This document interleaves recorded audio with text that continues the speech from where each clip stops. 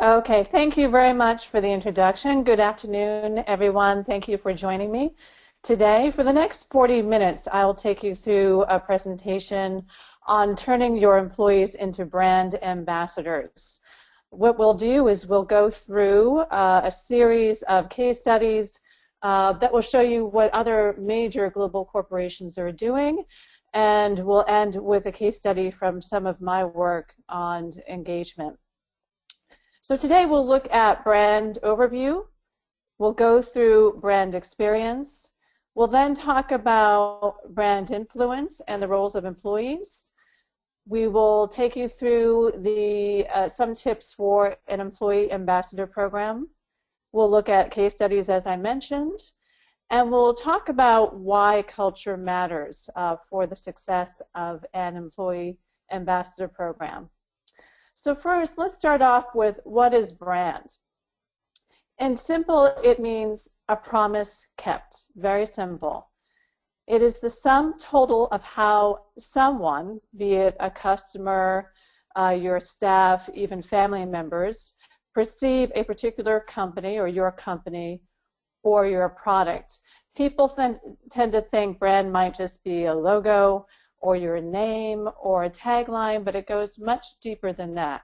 It's how they perceive your brand. Branding involves how you actually influence that perception.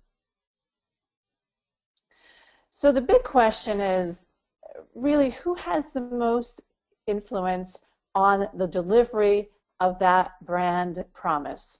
So again, the brand promise is the perception people have on your brand or your product. And who has the most influence? Would it be the CEO or the CEO, your board, your leadership, paid ambassadors, meaning anyone who's in a contractual relationship with you to represent your brand or your products? You could think of Virgin Airlines and Richard Branson for one. He's paid a salary. Or you can think of a celebrity who represents your brand or your product, or employees. I think most of the time people think it's that ambassador who's paid, or it is the CEO. In reality, it's your employees. They have constant contact with customers, most of them do. They also represent your brand outside of your corporation in their day-to-day interactions with their networks. And now with the emergence of digital over the past now 12 years, they have much more influence on how others perceive your brand and mainly how customers perceive your brand. So they, at this point in time, are extremely vital to the success of your company and your products. In 2014, Edelman, which is a PR agency based in the US, did a Trust Barometer Report, and they do these pretty much yearly. And they found out that employees are 2 times more trusted by the public than CEOs. 2 times. That's quite an extraordinary amount. More importantly, they're perceived to have more credibility overall. And you may ask why. Mainly because of the personal connection with the customers, and also they chose to work for your company and to represent your brand. So they really have value to the outside world and having more credibility overall. Now this is a startling statistic. Online brand influence is extraordinary.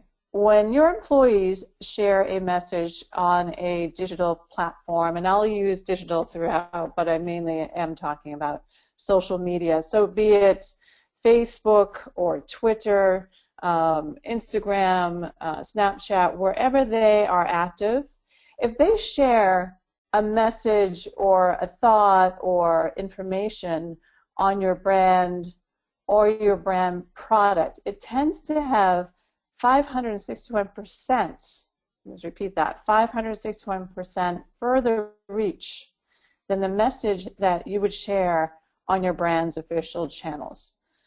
Okay, so they have probably more influence than your social media team does on perceptions externally. So with so much riding on your employees and how they speak about your brand and your products, let's go into how we can actually engage them. But let me take you through some key points here. They are really central to the brand experience overall. If they're central, then you need to include them and keep them very informed of any updates or anything new happening with your brand. And most importantly, you need to make sure they are passionate and engaged with your brand and your products, which we'll get to at the end of this presentation. They are the most authentic. Again, they chose to work for you. They are typically what we would call the front line with your customers and with any others doing business with your company. They're often the most believable. And most importantly, they provide personal validation. I can't stress enough how important word of mouth is with brands. Really good brands like Apple and others, really successful, understand this. So personal validation is if I belong to a sports team after work and I talk about my company and this amazing new product that they've released, or I am at a dinner party and I talk about my work. Most people do that nowadays. So how they actually talk about it and how well prepared they are to speak about your company and your products. They can be trained. That word of mouth will continue on and on to other people. So collectively, if you take your entire staff and look at how much influence that has on the perception of your brand and your products, you get to start to see how influential they actually are. So the goal with any employee ambassador program that you would like to start in your role or with your company is really to strengthen the connection between your employees and your potential clients or customers or your existing clients or customers. You really want to strengthen that connection, not to deny the connection or weaken it. By empowering your employees, by training them on the messaging for your organization, and keeping them informed of any changes within the company or any updates to products is really vital to the success of your business. Okay, so the next part, what I will do is actually take you through some practical tips on how to actually start an employee ambassador program within your company. We will look at first assessing where your employee engagement is today. Then we'll go into identifying a group of individuals within your company who can serve as a pilot, meaning a small group that you could test a program out with. And we'll go into more detail on that. I'm going to encourage you to start small. I would not start an ambassador program with all your staff members until you work and customize one that fits within your company and your company culture, which is tremendously important for success. Then we're going to talk about informing. I think if there's anything you take away from this webinar, it's the constant informing that needs to be done with your employees on a regular basis. I say most companies right now fail on this point. So let's get started. Assess your employee engagement. First, find out the current state of your employee engagement to date. Okay, so that's in two forms. You want to take a pulse check, which is an engagement survey, to find out how engaged your employees are with your company and with your brand products. You may be alarmed, and don't be, if it comes back that they're not truly engaged as much as you would like them to be without any previous program in place. This will help you identify a core group of individuals who are really already quite engaged. They're passionate to be at your company. They're passionate to be working with you. They believe in your product. They believe in your mission and your vision. This survey is going to tell you who those individuals are. It will also serve a secondary purpose It will help you identify where the issues are in terms of employee engagement. There were some recent surveys done mainly in the States to look at employee engagement at mainly private sector companies, but also nonprofits. And it's alarming to see the amount of employees who are not engaged with their company and their products. I think it's an 80% range. Next, you also want to check digital and your employees' activities on social media.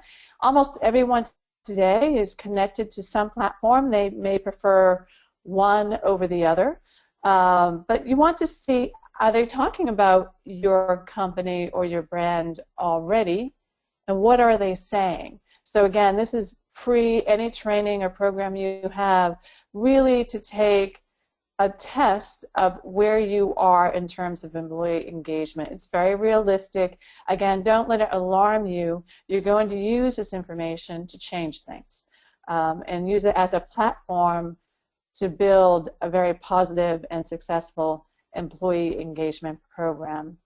Now, I just want to introduce two helpful tools. I don't have shares in the companies, but I just want to let you know what is popular in terms of where you can go to get a pulse check engagement survey, and also to help you with a digital assessment. And there's two. There's Social Course, and that would be for digital, and there's Office Vibe, and that's just to get a general sense of where your engagement levels are among your current employees overall. If you do have questions as to, particularly with the survey, as to why you're asking them to engage, let them know. Let them know that you are now investing more into employee engagement. You want passionate, involved employees, and this is going to help the company understand where you are at today in order to change it and institute some exciting programs for them to be more involved. So if there's any fear around this, you can quickly dispel it with that explanation. 2, once you have the survey and you have the digital assessment, you'll want to sit and take a look and see who are the most engaged. So the survey will definitely give you that information. Digital may be, or social may be enlightening for you to see who is positively engaging on your company or products. From those assessments, you can identify a core group across your company to engage in a pilot program. I would encourage strongly that you look, once you have that assessment done, that you look to see representation, meaning are they on the same team? Well, you probably want to choose across different teams within the corporation. That will enable you, when you actually go ahead with the ambassador program fully with all staff, to in a way already have your ambassadors for what you're doing internally in place. So make sure that it is representative of your entire organization across the board. If you can't do that, you can't, but try to your best ability to get a nice cross-representation for your core group. So 3 is the launch phase.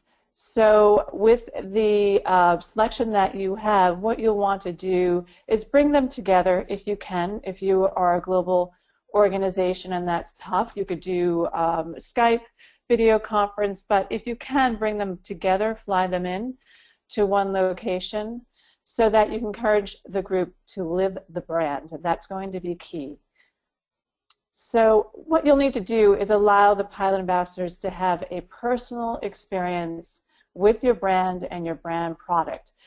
So this bringing together this training for this pilot program, you want to have your products there, or you want to have key individuals from your company present so they can talk and engage with this group on the importance of the product, what's unique about it. What is unique about the organization? Oftentimes, as people travel the path of being an employee for your company, they may become more and more distant from the mission, the vision, the all-important business strategy. and also the key messaging around that as to how you describe your company. With this pilot program, you're going to bring those individuals you selected with key and put them with key members of your company so that that becomes very clear to them. And then you're going to provide initial training on tactics. What is this whole program about? What are you going to ask them to do? You're going to ask them to start speaking about your brand. They're going to be your brand ambassadors living the brand. They will be speaking, of course, with their fellow colleagues. More importantly, they're going to be answering phone calls, answering emails, and on social for you as your new brand ambassadors. And in their lives, as I mentioned before, that word of mouth, they will be now talking to people about your brand in a new way, a way in which you've actually provided them guidance with.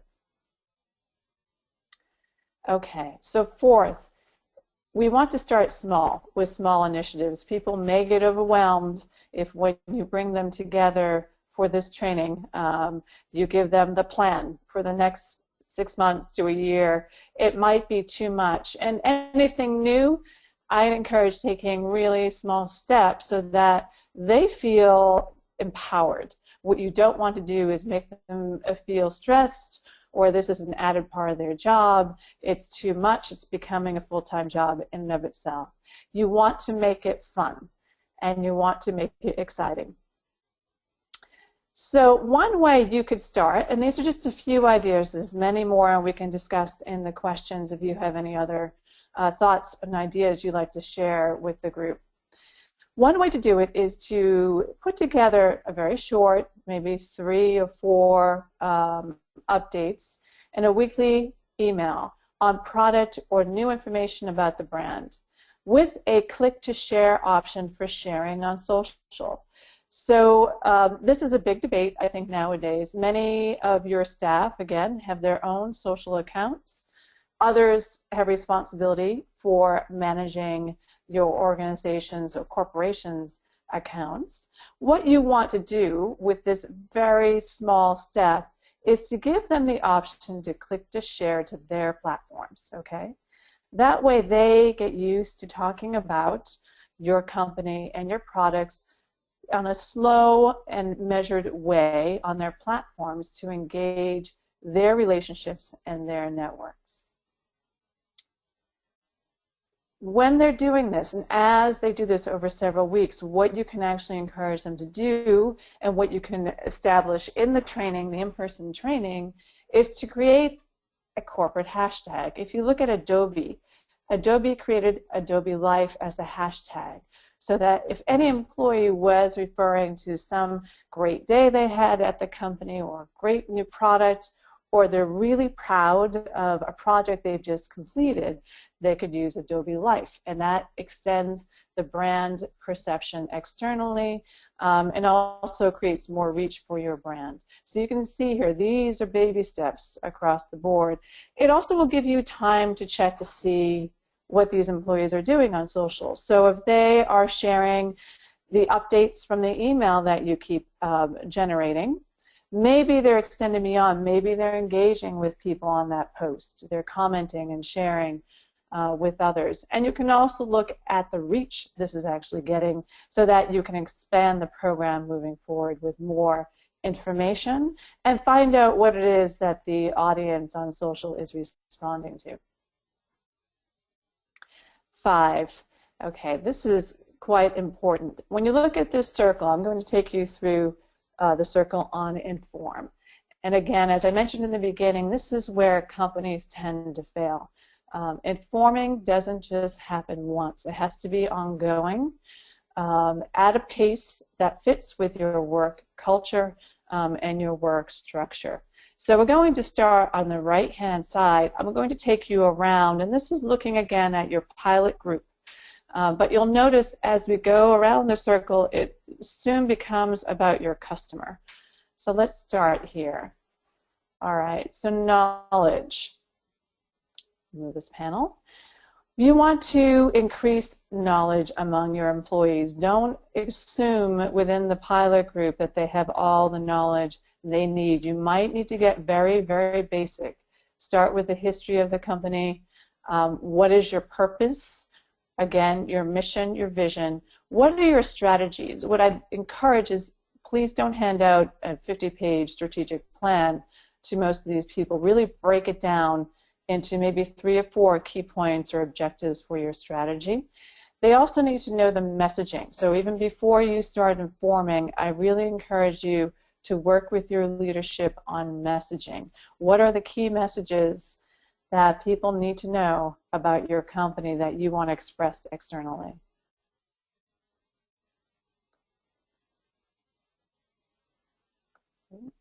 Access to resources. This is an important point. You want to make sure that those in the pilot program and eventually all your staff have access to resources, access to information on any new products that are in development, access on information in terms of staffing, what's new in leadership, any office openings, any new exciting events that are happening. They need to have full access to your brand and your brand development. So nothing should really be secret. Of course, if it's a new product and you have competitors, you don't want that to leak. But a successful corporation is one that has information access as part of its overall values. Personalization, this becomes really important. As your pilot group is working, they have more knowledge now and they have the messages. They have access to information so they can easily see something new and exciting that they may be passionate about and they want to share. That's the personalization. You have to let go of the reins. You have to provide some freedom for them to actually talk about your product, your company, the way they want to, and in their own voice. So it's not someone who's a spokesperson for your company who's just reading off a message point. It's really they're personalizing it. Maybe they can talk about a new product by talking about a project they just finished that they're really proud of. That personalization will give them the authenticity with your clients and your potential clients. You want to also enable them to provide a curated experience, and that's a very new term, and it's usually used with lifestyle brands. But basically, you want them to present the brand life to your external audiences, and that can, again, be their networks or be on your brand channels. But for them, what is it like working for your company? What is it like using a brand product? Those type of curated experiences can only really come through if that information is personalized. Now you'll see we're going towards your customer. What this will ultimately do is strengthen the relationship. And remember, that was our goal early on in the webinar. We want to strengthen that relationship between the employee and your customer. This is building trust, reliability between your employee and customers. It also, if there's trust, is going to increase longevity of the customer relationship as well. So again, it's important to make sure they have greater knowledge, they have access to information, they're able to personalize it, to present a curated experience, which is then going to strengthen your customer relationship, increase longevity of the customer cycle, and increased brand experience, more positive brand experience all around for both your customer but also your employee. They're going to feel much more engaged and much more central, as we said earlier, central to the brand experience. Okay? 6 is, again, empower. So ask your pilot group to share content that is most resonant for them, latest products that they love, projects that they worked on. Maybe you have a blog on your website that they really resonated with, or maybe they wrote it. Maybe you want to give them opportunities to do that so that they can then share on their platforms. Maybe there's a job opportunity and they can talk about how wonderful it is to work with your brand. Again, encourage customization. You don't want canned corporate messaging. You want something that comes from their heart, their mind, something they are passionate about. That will carry with your customers and your clients. They see through anything that is too engineered or too canned overall. So you want to empower the pilot group to customize. Now, probably should have mentioned this earlier, but there will be a need to incentivize for this program depending on the length of the program.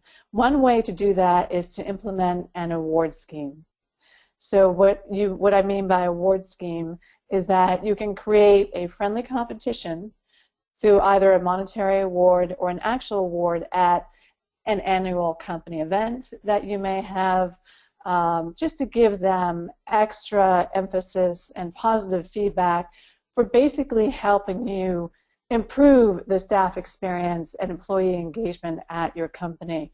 I tend to recommend to clients that they work this into any employee review or professional development, that you have employees who are really engaged and positively interacting with clients. That should be part of how you evaluate your staff.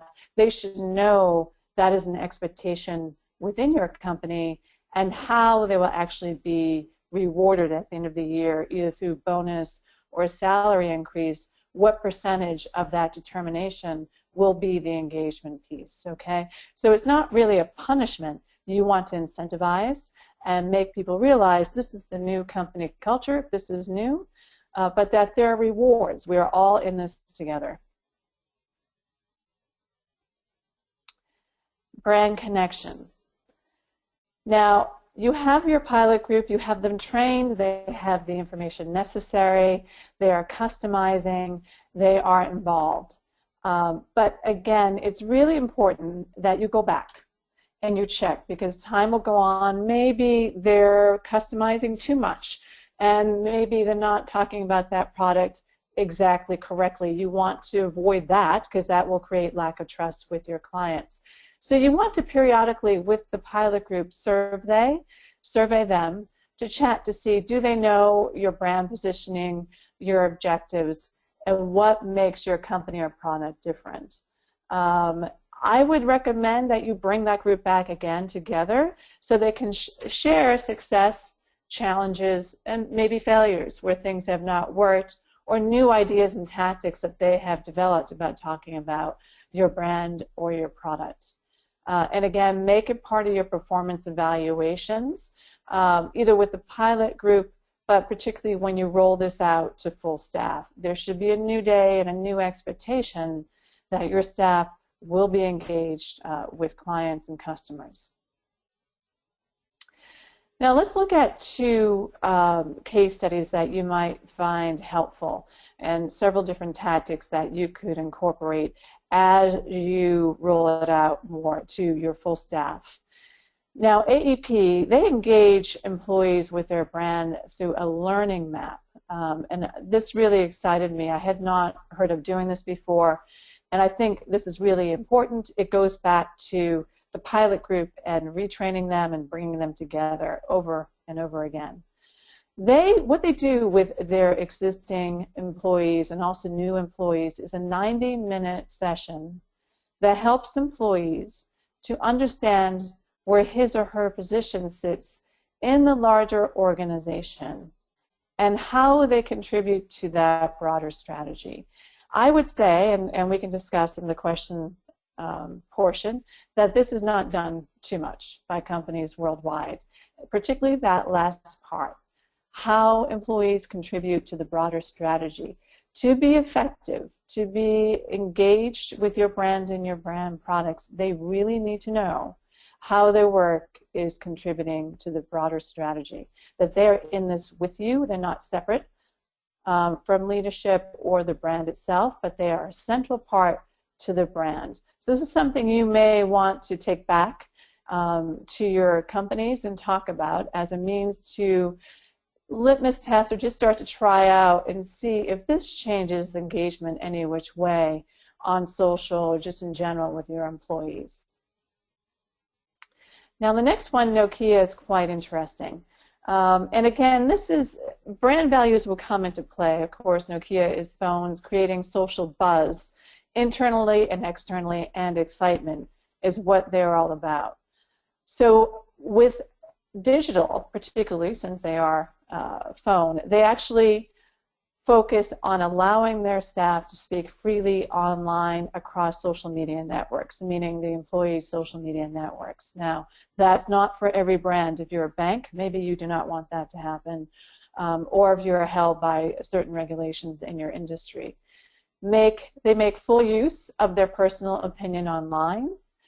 They tap into conversations online when there's both positive or feedback, or negative feedback. And they use those conversations to promote new, exciting things that are coming from Nokia.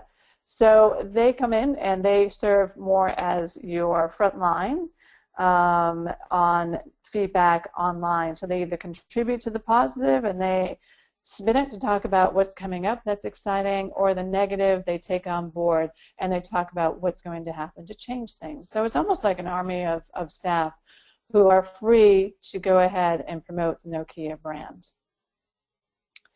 Now there are guidelines in that, and they call the staff their ambassadors, and these are a few examples from their actual guidelines as to how they want to be perceived. They want to entertain, inspire, educate, and inform. So they're entertaining when attracting talent or engaging customers. Talent would be celebrities or others who are promoting the brand. They inspire with customers while positively influencing people. They educate for getting customers to understand what's going on behind the scenes, whether it's with informative articles or entertaining interviews. This is where video can really help you.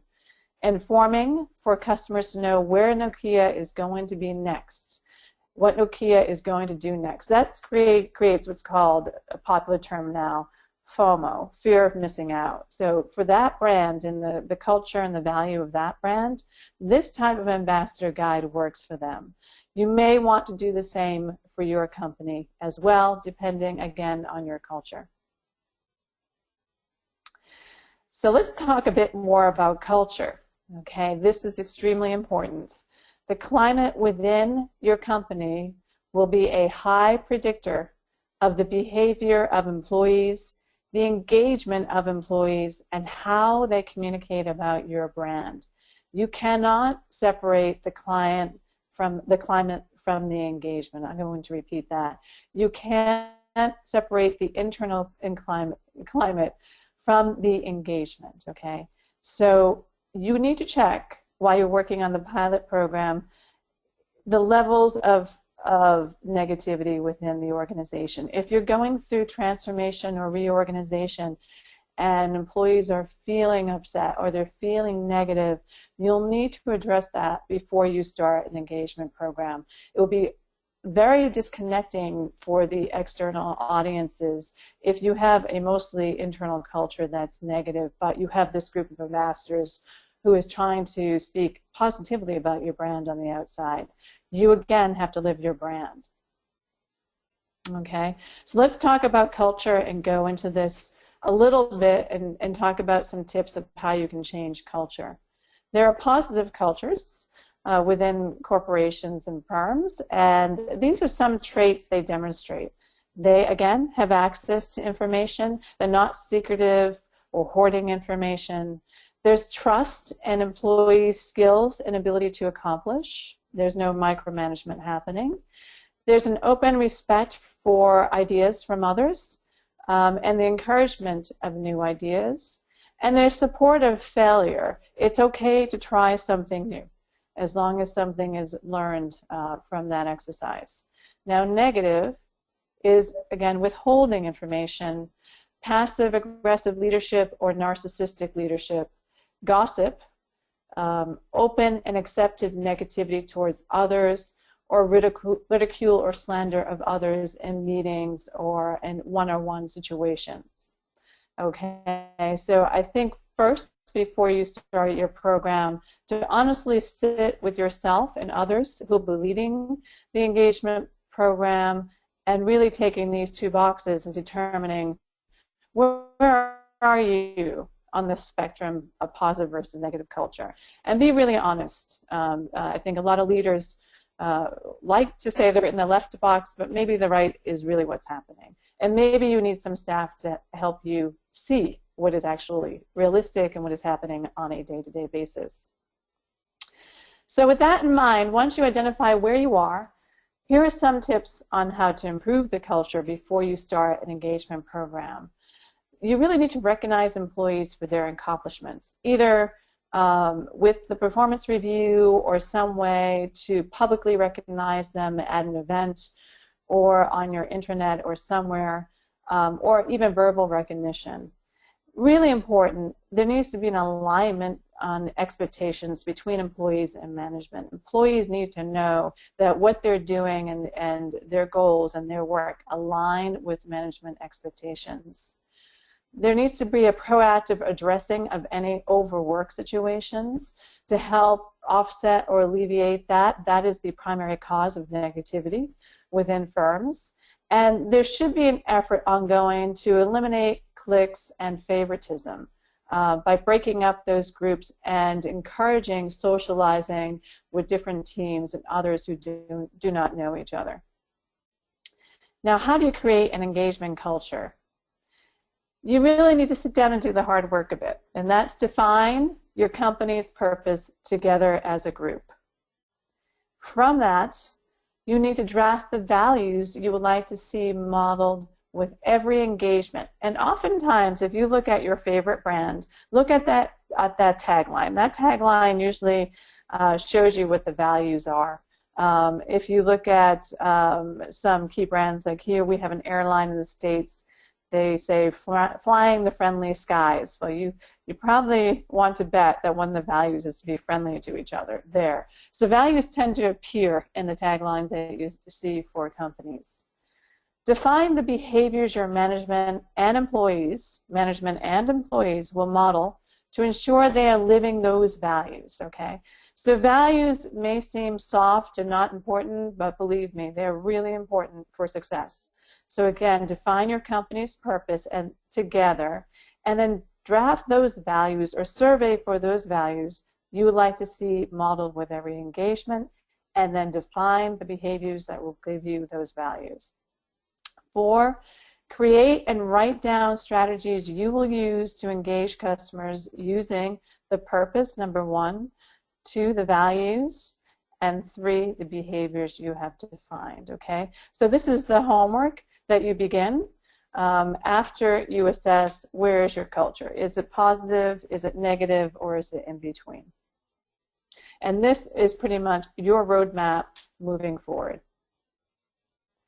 Now, another important point, you should, once you have your purpose and your values, you'll need to hire for culture first and skills second. I know that sounds backwards, but if you're really putting an emphasis on employee engagement and culture, you need to make sure that the people that you are introducing and bringing into your culture fit.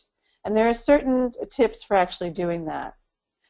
You can be clear about your purpose, your values, and behavior throughout the interviewing process, and maybe that's the first thing you discuss in the first interview. And you can see whether that fits for the other person. Remember, it's a two-way relationship. It needs to work for the future employee and for yourself. Another excellent way to do this is to conduct group interviews with exercises that test for those values and behaviors. And they can be fun exercises, maybe working with a brand product that you have, just to see how they interact with others, how they take on a challenge. It will tell you a lot about that individual outside of them answering questions in an interview. I would encourage, however, that you separate the skills interview from the values interview, so there's not two happening at the same time. You want to set aside a separate interview to really look at values, and that can be the exercises that I just mentioned above with your products. And lastly, what I like to do is just talk about a case study with values that I worked on several years ago with the International Baccalaureate, which is provides international education worldwide in 140 countries. We started a values rebranding. So we decided to start the engagement process with a rebranding and asking external and internal audiences what do they value about an IB education. So we led with values and came up with the following 1, 2, 3, 4, the 6 that you see here that is still used to this day. We wanted to make sure, since we had such a large client base and diverse, that we reflected their values in our brand, but also in our hiring. So once we identified our values and went through a rebranding, we used those values to hire, to reflect that brand moving forward. So we tested for these 6 ongoing. So that's one way you may want to approach in creating an employee engagement ambassador program, is to really identify those values and start hiring for those values. I think that's our time. I want to thank you all. I really enjoyed presenting to you, and I'd like to open it up for questions that you may have. Thank you very much for such an intriguing presentation. Folks, we are now open for the question answer. If you have any questions, you can either put in the question box given in the end of the webinar console, or you could equally raise your hand by clicking on the hand icon available on the webinar console. So let me go straight to the question box. We have the first question, that is, how to create passionate brand salespeople. Passionate brand salespeople, well, they're your front line. So I would encourage them. They're the ones who really need to have a very positive experience with your brand. They may be your pilot group. So what I would first do is do that pulse survey with them. Find out, and that needs to be anonymous with them, to find out how engaged they are with your brand and with your products. Now that's a pulse, checking their pulse. So it's not really checking their knowledge of your products and your brand, but check where they are in terms of their passion for it. Sales is an exciting job that attracts a certain personality, but there's also high burnout with that role. So check to see how engaged they are. Then look, as a next step, as number 2, look at your training and the information, the knowledge they have, the information, the access to information you're providing. And then from that point, that pilot program, you'll want to start with your sales force and actually check in with them on how they're personalizing their involvement with the products externally. Are they talking about it on their social platforms? What are they saying when they talk to their friends in their network outside of the company? But most importantly is check first where they are to see how engaged with the product they are, but also what their passion is for the brand and the product. Thank you, Sandra, for answering the question. We have another one. What does it mean to be a good brand ambassador? That's a great question. I think to be a good brand ambassador, you have to embody the brand and really believe in it. The one thing I always tell, I train a lot of CEOs on doing broadcast television interviews with the news media and public speaking at large events. They really have to believe what they're saying. So it isn't a brand ambassador. If they don't, you know, the public is smart. They're going to catch that disconnect right away. So they really have to believe in what they're talking about and be passionate about it. Now, not everyone can be that. That's why we really recommend doing the pulse survey and the digital assessment to find out who really is engaged with your brand. It's not going to be everyone. It doesn't have to be everyone within your organization, but someone who really believes in what you're doing, understands, and is committed to the purpose of your company or your organization. Thank you for a brief answer, Sandra. We have another one, and that is, why is culture so important in branding? Oh, culture is tremendously important. It cannot be separated from branding, especially nowadays. Prior to 2005, companies and ad agencies, branding companies, they owned the conversation. They developed the messages, they sent them out to customers. Since the evolution of digital and social media, it's really, your brand's owned quite a bit by the public now.